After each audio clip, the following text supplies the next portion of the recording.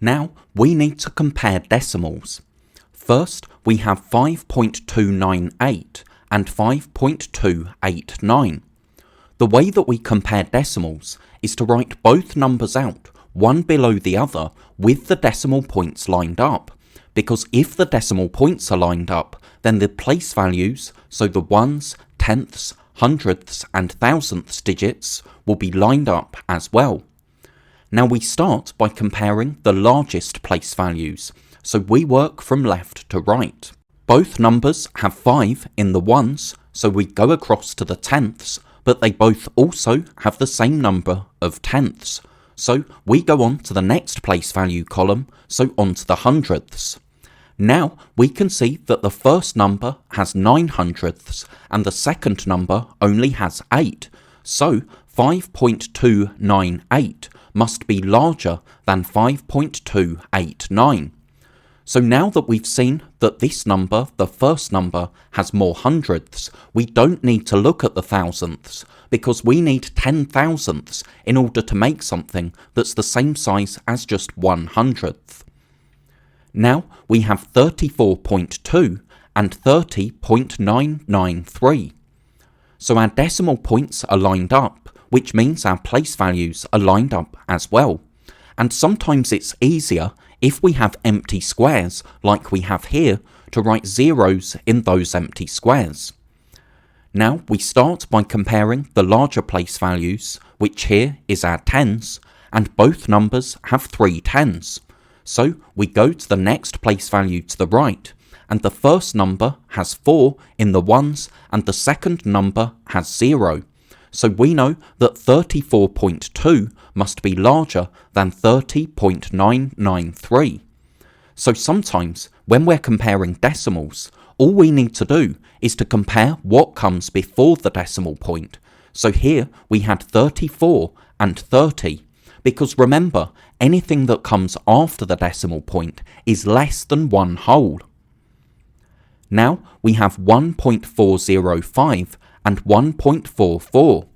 Our decimal points are lined up, which means our ones, tenths, hundredths and thousandths digits are lined up as well.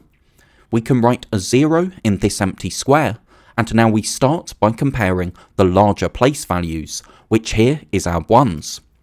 Both numbers have 1 in the ones column and 4 in the tenths column, so we need to go across to the hundredths.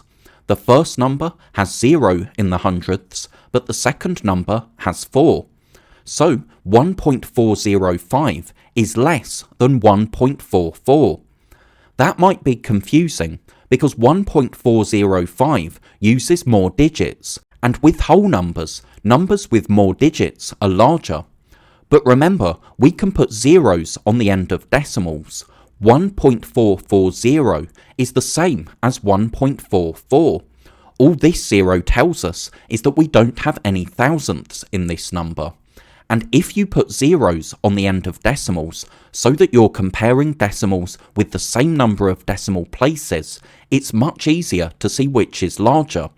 Because we know that 1440 is larger than 1405, we know that 1.44 must be larger than 1.405. Finally, we have 2.9 and 2.099. Our decimal points are lined up. We can write zeros in empty squares, and we start by comparing the largest place value. Both of these numbers have 2 in the ones, so we go across to the tenths. And with this first number, we have 9 in the tenths, but with the second number, we have 0. So, because 9 is larger than 0, we know straight away that 2.9 must be larger than 2.099. It doesn't matter that the second number has more hundredths and more thousandths, because even 9 hundredths and 9 thousandths together is less than 1/10.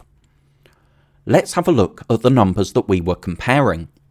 First, we had 5.298, so that's 5 ones, 2 tenths, 9 hundredths and 8 thousandths, and we were comparing that to 5.289, so 5 ones, 2 tenths 8 hundredths and 9 thousandths.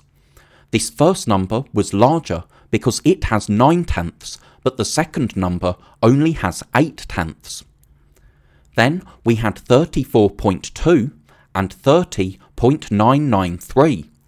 Now, even though this second number has more place value counters, it's not as large as the first number, because remember, ones are larger than anything that comes after it. So even all of these counters together add up to less than one whole. Then we had 1.405 and 1.44.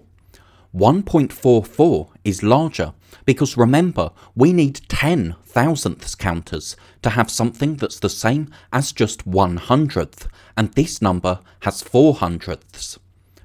Finally, we had 2.9 and 2.099.